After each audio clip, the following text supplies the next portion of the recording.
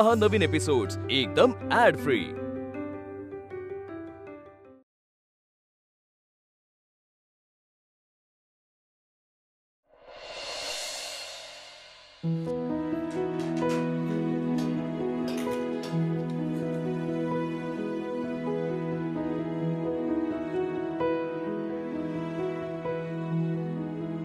सगळ्यांचं जेवण झालंय, तुम्हाला वाढू का? नाही म्हणजे खाल्लं पाहिजे ना, खायलं की कसं ताकद येते आणि माणसाला ताकद मिळाली ना की माणूस काय बी करू शकतो। आता मुक्तानं रातभर संबळ वाजवली म्हणजे पोटात एवढा मोठा खड्डा झाला असेल ना, आणि तो जर बुजवायचा असेल मग खायला तर जेवण पाहिजेच ना। मुक्ताताई, तुम्ही कसं काय असं रातभर संबळ वाजवू शकलात? नाही म्हणजे मला वाटायचं की मीच आपली बडबड बडबड सलग अशी कुठल्या पण वेळेला करू शकते, पण तुमची जिद्द तर लय भारी आहे बघा, म्हणजे एकदमच डेंजरच आहे माझ्या बडबडीपेक्षा। मुक्ताताई, अशाच राहा बरं का। नाही मला तुमची जिद्द लय आवडली बघा, अशाच राहा तुम्ही। हो, तुमच्याकडे बघून मला एकदमच लय भारी वाटतं बघा, लय शिकायला मिळतं।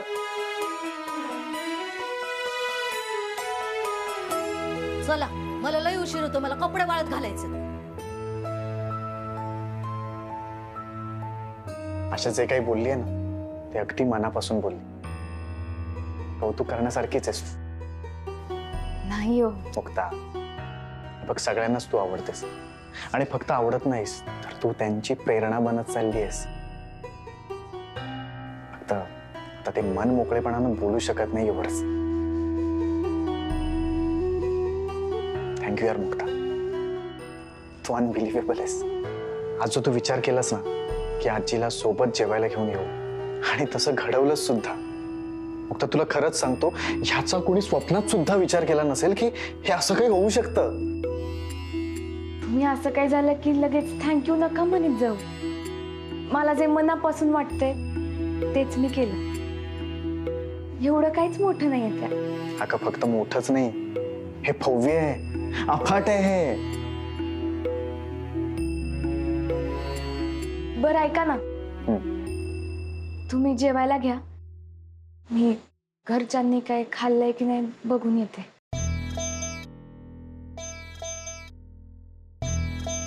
मुक्ता थांब ना, मी पण येतो तुझ्यासोबत। अगं मला पण हाच प्रश्न सतावतो की दादांनी त्यांना का थांबवून ठेवलं असेल। आपण तिथे जाऊ आणि आल्यावर सोबतच येऊ। नाही नको, आता मी एकटेच जाते भेटायला। आज सकाळी जे घडलं, तुझ्या पापाचं प्रायश्चित्त तुझ्या पापाला करावं लागतंय, माझे तळवे चाटून।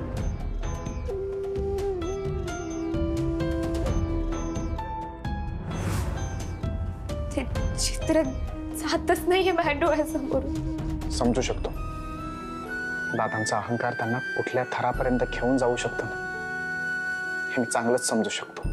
आठवलं तरी अंगावर काटा येतो माया।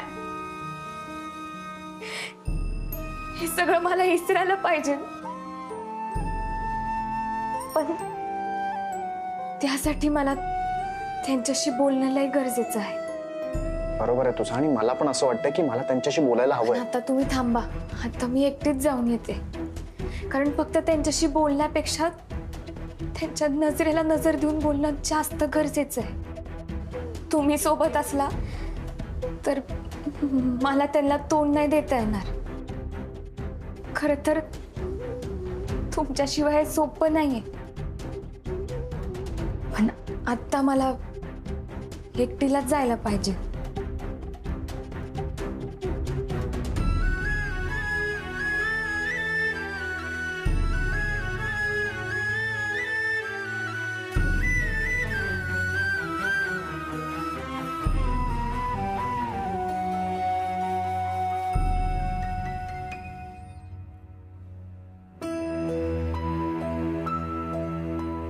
मला मुक्त ते खिडकीत दिसून राहिली।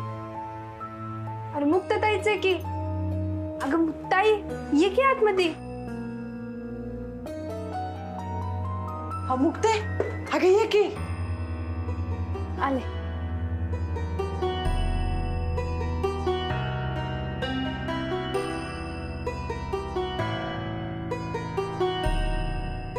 काय नाही, सहज आले होते, म्हणलं जेवण झालंय की नाही विचारावं. आज जेवायचंच आहे. लई टाइमावर आलीस, ये.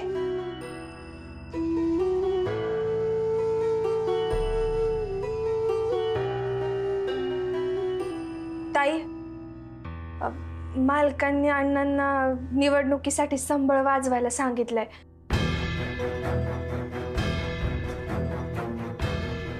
त्यासाठीच थांबून घेतलंय आम्हाला. नाही म्हणून सांगून टाकायचं ना. हिला तर ना काही डोक्याचा भागच नाहीये. हिच्या समोर तो विषय काढायची काय गरज होती का? आई,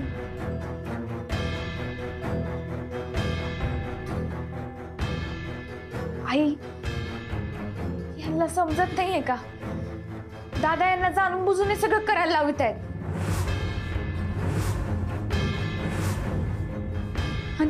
यांना सांग, नोकर असल्यासारखं वागू नका. ते जरी मला सून म्हणून मानत नसले तरी त्यांच्या मुलाची मी आता बायको आहे. आता नोकर म्हणून नाही राहिले. आणि हे जर ते म्हणतील तसं वागायला लागले तर सुनेसाठी हक्काची लढाई मी कशी लढणार आहे? तिला सांग, मी त्यांचा नोकर होतो आणि राहील. आणि तुम्ही सगळ्यांनी एक गोष्ट लक्षात ठेवा, एकतर मी या घरात परत कधी येणारच नाहीये, आणि आलो तर नोकर म्हणूनच राहील. आणि ते जे सांगतील ते मला ऐकावंच लागल. ही ही ही जागा आहे माझी. मी त्यांच्याशी कधीच बरोबरी करू शकणार नाहीये. घर सोडून निघालीस तेव्हाच मी तुला म्हणालो होतो की इथून पुढचा प्रवास अजिबात सोपा नाहीये. अरे अंगावर एक जखम नसन तुझ्या, पण काळजावर चकमा चकमा असतील. आणि असं जखमांनी वल झालेलं काळीच न पिळून काढता येत न भिजू घालता येत. त्यासाठी सहन करावं लागत, सुकून द्यावं लागते, वेळ जावा द्यावा लागतो. हे बघ, परत सांगतोय, ध्यानात ठेव, इथून पुढचा प्रवास अजून बेकार असणार आहे.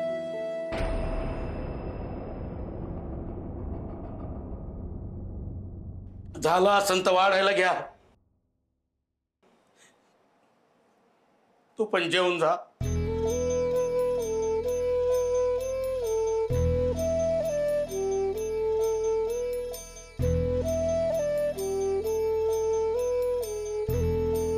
एवढा वेळ एकमेकांसंग बोला त्यात, पण शर्मेनं एकमेकांकडे पाहत सुद्धा नाही. आणि तुमच्या डोळ्यात असलेलं एकमेकांविषयीचं प्रेम, काळजी लपून राहत नाही. अहो, तुम्हाला लाज वाटल असं तुम्ही काही केलेलं नाहीये, मग का अशी नजर चोरू राहिले? हाच जर नजर मिळवली नाही ना, तर मग परत नजर मिळवणं आजपेक्षा जास्त अवघड होईल. तेव्हा आता अजिबात न टाळता एकमेकांकडे पहा बरं.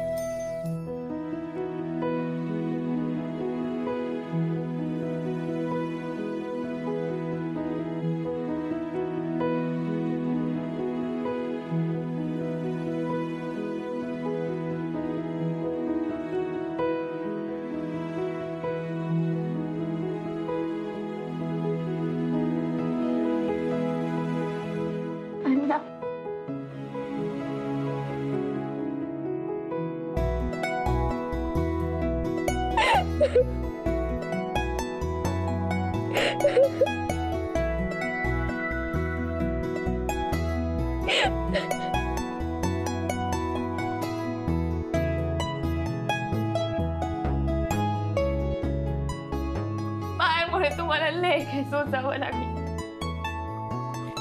खरंच माफ करा.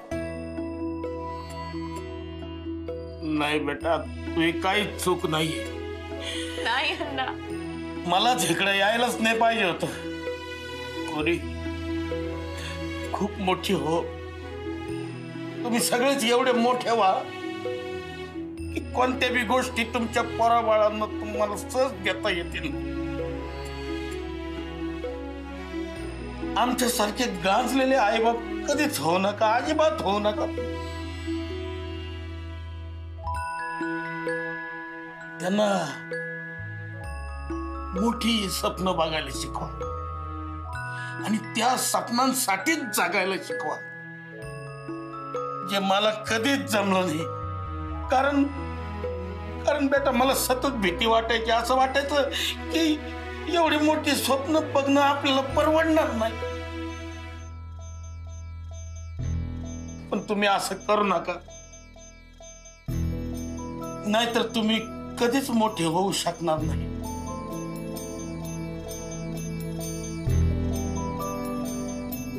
सगळं नीट होईल, पण आधी जेवून घ्या बरं.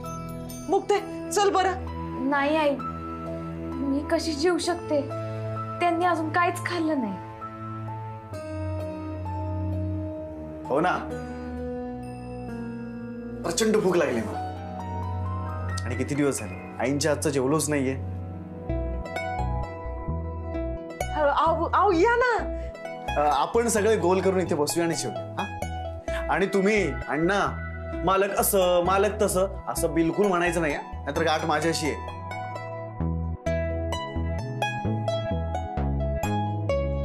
मला सारंग म्हणायचं. काय नंतर म्हणून आधी जेवून घेऊया. तुम्ही पण ना अनबिलिव्हेबल आहात.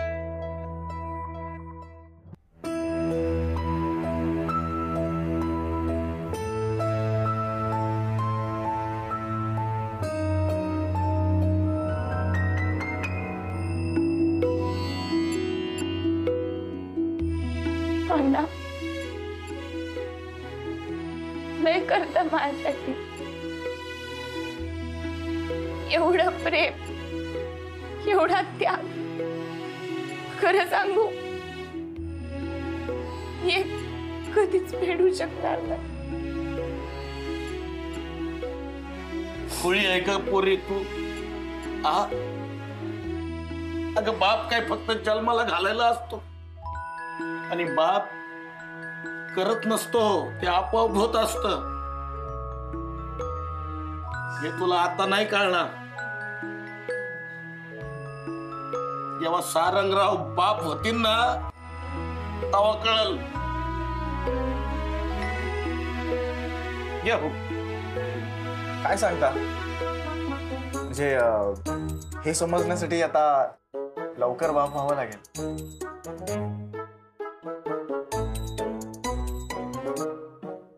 जेव्हा जेव्हा मला एवढा दम लागतोय. तुम्ही उद्या कसं वाजवणार आहात? तुम्ही उगाच होकार दिला नाही म्हणून सांगायला पाहिजे होतं. मुक्ता, अण्णा काय म्हणाले मागाशी? मोठी स्वप्न बघा. म्हणजे कसं?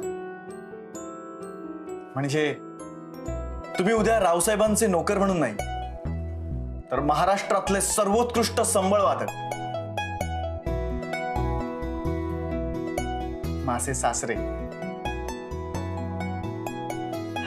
आणि रावसाहेबांचे एकुलते एक व्याही म्हणून मोठ्या अभिमानानं संबळ वादन करणार. बघाच तुम्ही, हे मोठं स्वप्न आहे. होणारच. विश्वास ठेवा.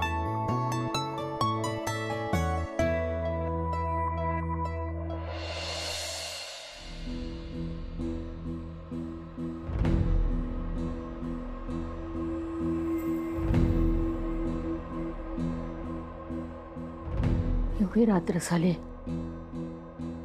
अजून आलेली नाहीये मुलगी. म्हणजे घर सोडून गेले का?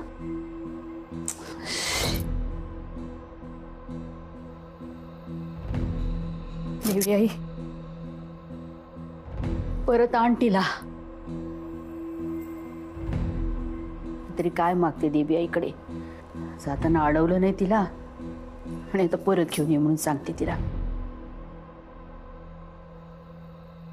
यांनी तिला परत आणण्यासाठी काही प्रयत्न केलेत की नाही कुणास ठाऊक. यांच्या अतिलानामुळेच झालंय सगळं. जरा म्हणून शिस्त लावलेली नाहीये तिला. काय करू, कशी येईल ही परत?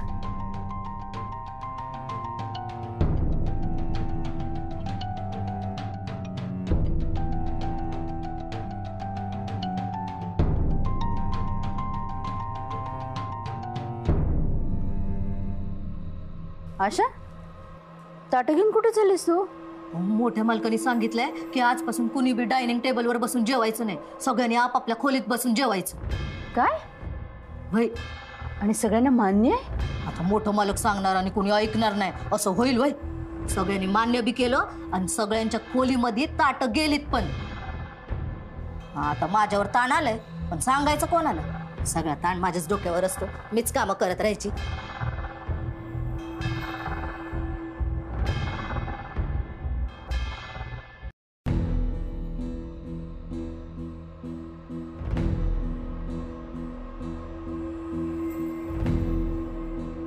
आत येऊ का? काय पाहिजे?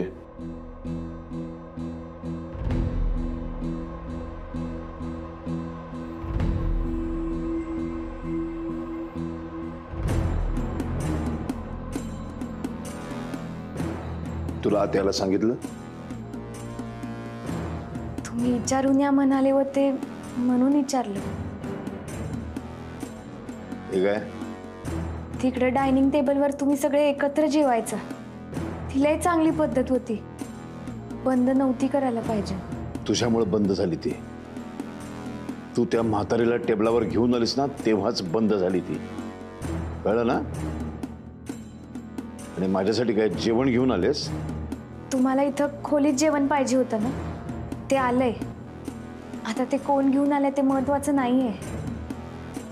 आजच्या दिवस इथं जेवून घ्या, उद्यापासून तिकडे एकत्र जेवा. तू मला शिकवायचं नाही आहे. तुला त्या म्हातारीला जेवणाच्या टेबलावर आणून बसवायचं होतं ना, बसवलंस. आता तिलाच जेव दे तिथे. घराचे नियम तू मोडलेस.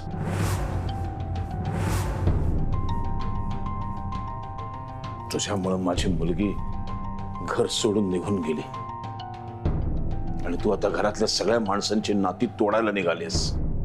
कुणालाही तोडलेलं नाहीये. सगळ्यांना माव कुटुंबात समजते. हे कुटुंब तुझं नाही आहे. बळजबरीनं नातं जोडू नकोस. तू या घरची सून कधी होऊ शकत नाहीस.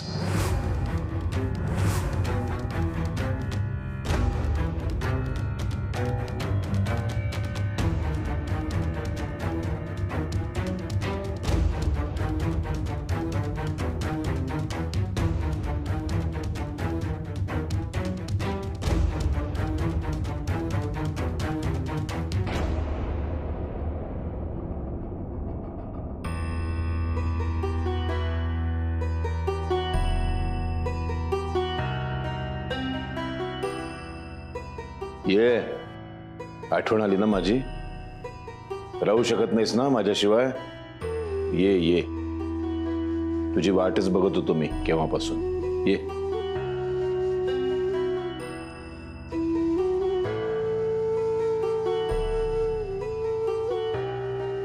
मी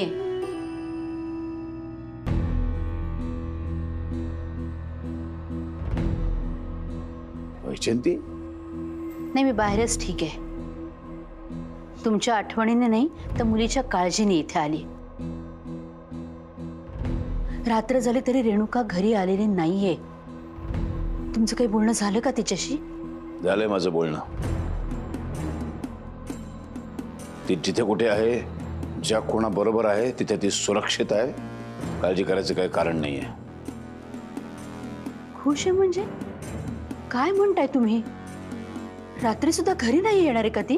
ती घरामध्ये असताना जर एवढी काळजी केली असतीस ना तर हा प्रश्न विचारण्याची वेळच आली नसती. आता मोठा तुला मायेचा पुळका आलाय ग. तू काय इथे उभी आहेस? घरातली दोन मोठी माणसं बोलतायत, महत्वाचं बोलतायत, तेव्हा इथे थांबायचं नाही. कळत नाही तुला? आता हे सुद्धा मी शिकवायला पाहिजे. मी रेणुकाताईंना परत घेऊन येईन.